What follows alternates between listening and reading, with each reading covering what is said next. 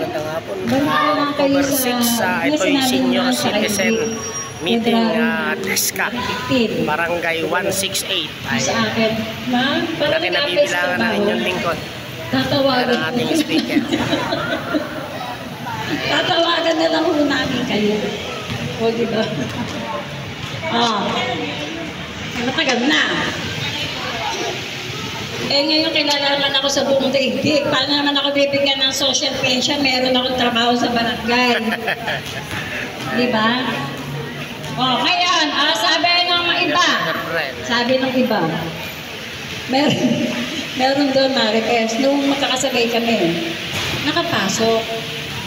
Eh nung nalaman na dumating na yung SS number, yung may SS na eh. Wala kasi siyang SS dati.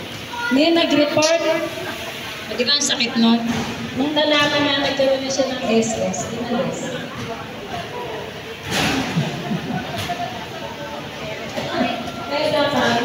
Ayan po ang senior citizen dito sa DESCA. Ayan. Nagtanong ako kay Ma'am Hilda. Sabi ko, nagtatanong kasi sa akin. Siyempre, nagdoon kayo lahat, no? Pag may tanong mo, doon na kita na nagtatanong sa nakakataas na, kaya may question.